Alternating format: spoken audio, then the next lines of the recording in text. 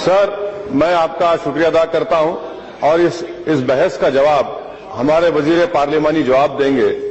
मैं उनके जरिए से पूछना चाह रहा हूं, क्या यह बात सच नहीं है कि हमारे वजीर आजम ने कहा कि जब उनसे पूछा गया आपका मजहब क्या है तो वजीर आजम ने कहा इंडिया फर्स्ट। जब वजीर आजम से पूछा गया कि आपकी किताब कौन सी है तो उन्होंने कहा कि हिंदुस्तान का आईन, कॉन्स्टिट्यूशन। अब इन दो चीजों को सामने रखकर मैं हमारे हुकूमत के ट्रेजरी बेंचेस से सवाल करना चाहूंगा कि क्या यह बात गलत है कि जो लोग आज मजहब की तब्दीली की बात कर रहे हैं वो हिंदुस्तान के मुसलमान को और हिंदुस्तान के ईसाई को पहले दर्जे का शहरी उस वक्त तक नहीं मानेंगे जब तक कि हम अपना मजहब तब्दील नहीं कर लेते। क्या यह बात गलत है या सही है?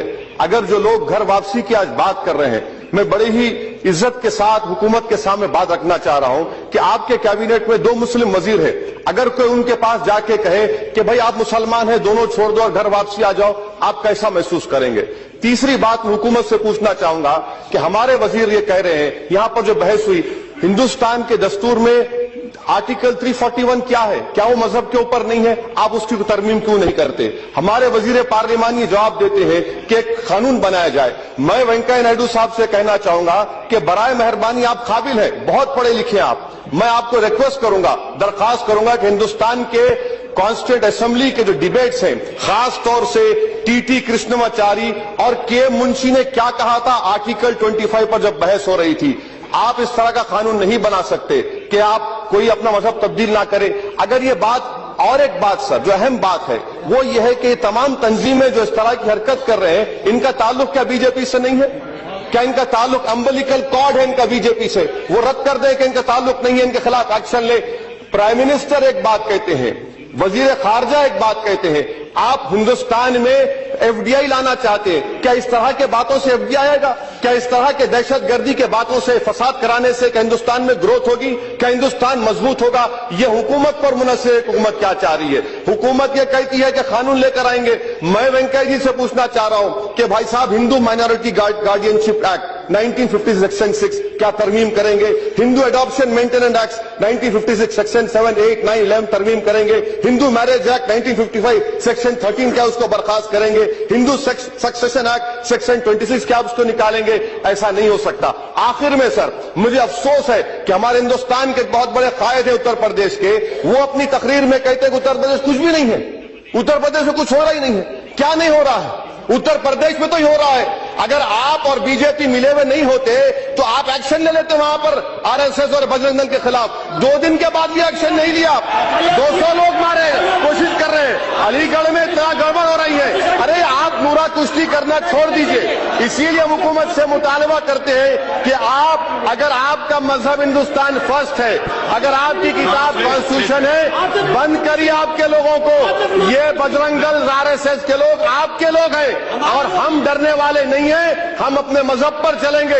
मुझे जितना फख्र हिंदुस्तानी पर है उतना फख्र मुसलमानों में पर है। ना ईसाई डरेंगे ना मुसलमान डरेंगे। आप लाख कोशिश कर लीजिए, हम मजहब तब्दील करने वाले नहीं है। मुल्क को बचाना है, मुल्क को मजबूत करना है तो अपने जोकरों को रोको, अपने चमचों को रोको, अपने चाहने वालों को रोको, ये मुल्क बचेगा। शुक्रिया। आप करें, आपकी हुकूमत नहीं कर रही, आपकी हुकूमत नहीं कर रही, आपकी हुकूमत नहीं कर रही।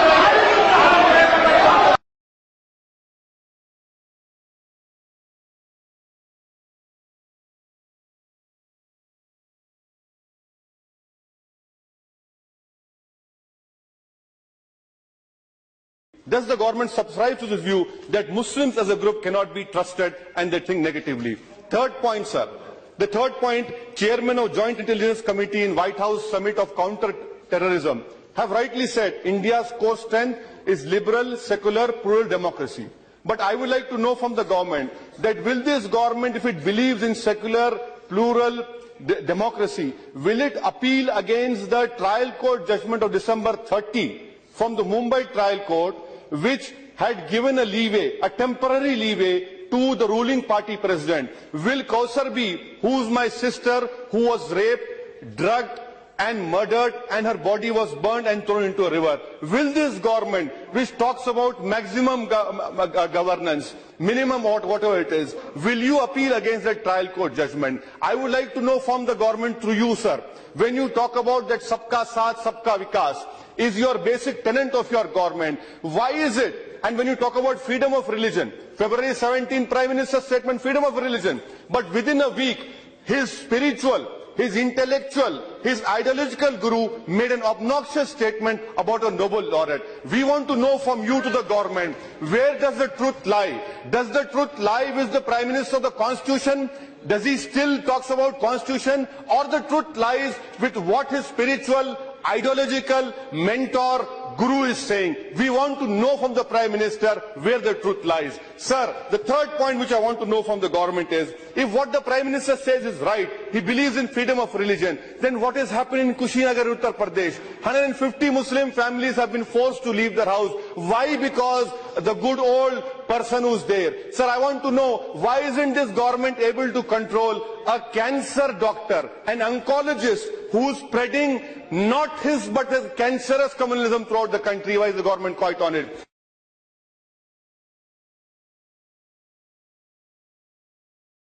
आदरणीय सभापति महोदय जी, हमारे देश में राजनीतिक कारणों से संप्रदाय का जहर घुलता चला जा रहा है और आज से नहीं चला जा रहा है, लंबे अरसे से चला जा रहा है, जिसने देश को तबाह करके रखा हुआ है, दिलों को तोड़ने का काम किया है। लेकिन सवाल हमसे पूछे जा रहे हैं, हमारी भूमिका क्या है? मैं आज जरा इस सदन को कहना चाहता हूं, 27 अक्टूबर 2013 मैं पटना में था, गांधी मैदान में था। बम धमाके हो रहे थे, निर्दोष लोग मौत के घाट उतारे गए थे, लाखों की जनमेदनी थी, बड़ा ही कलुषित माहौल था, रक्त की धाराएं बह रही हैं। उस समय जब इंसान के हृदय से बातें निकलती हैं, वो सच्चाई के तराजू पर 100% सही निकलती है, उसमें कोई लाग लपेट नहीं होता है। बम बंदूक के बीच रक्त बह रहा था, लोग मर रहे थे। उस समय मेरा जो भाषण है, और उसमें मैंने कहा था कि मैं कहना चाहता हूं, मैं पूछना चाहता हूं कि बताइए, हिंदुओं को किसके साथ लड़ना है? क्या मुसलमान के साथ लड़ना है कि गरीबी के साथ लड़ना है? मैं मुसलमानों को पूछता था, क्या आपको हिंदुओं को साथ लड़ना है कि गरीबी के खिलाफ लड़ना है? और मैंने कहा था, आइए, बहुत लड़ लिया, हिंदू मुसलमान एक होकर के हम गरीबी के खिलाफ लड़ाएंगे। हिंदुओं को किसके साथ लड़ना है? क्या मुसलमान के साथ लड़ना है कि गरीबी के साथ लड़ना है? मैं मुसलमानों को पूछता था, क्या आपको हिंदुओं को साथ लड़ना है कि गरीबी के खिलाफ लड़ना है? और मैंने कहा था, आइए, बहुत लड़ लिया, हिंदू मुसलमान एक होकर के हम गरीबी के खिलाफ लड़ाएंगे। पटना के गांधी मैदान में बम बंदूक और पिस्तौल और गोलियों के बीच में उठाई हुई आवाज है। भारत को प्रेम करने वाले हर व्यक्ति के लिए ये बात साफ है, यह देश विविधताओं से भरा हुआ है। विविधता में एकता, यही हमारे देश की पहचान है, ये हमारी ताकत है। हम एक रूपता के पक्षकार नहीं है, हम एकता के पक्षकार हैं। और सभी संप्रदायों का फलना फूलना, ये भारत की धरती पर ही संभव होता है। ये भारत की विशेषता है। और मैं ये कहना चाहता हूं कि हमारा जो संविधान बना है, वो संविधान हजारों साल के हमारे चिंतन की अभिव्यक्ति है। हमारा जो संविधान बना है, वो हमारे भारत के सामान्य मानवी की आशा आकांक्षाओं को प्रतिबिंबित करने वाला संविधान है।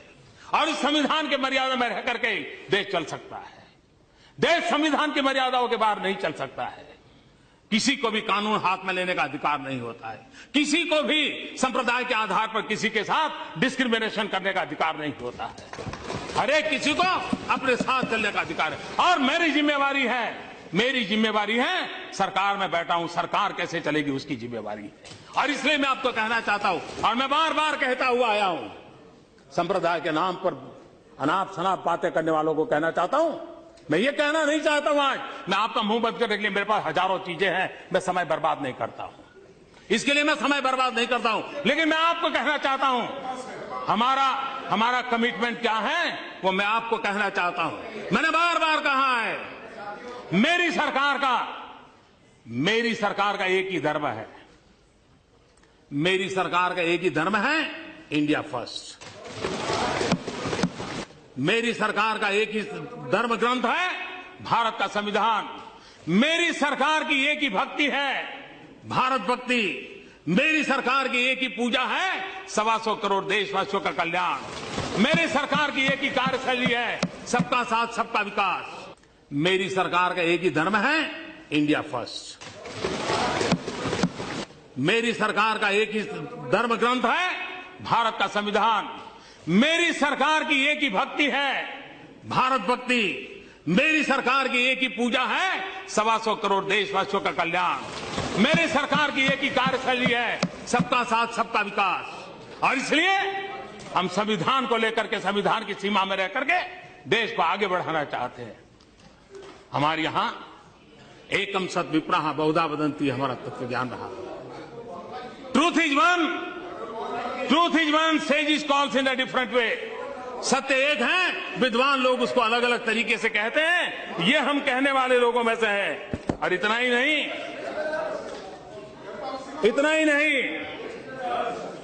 यही देश है जहां गुरु नानक देव ने क्या कहा है।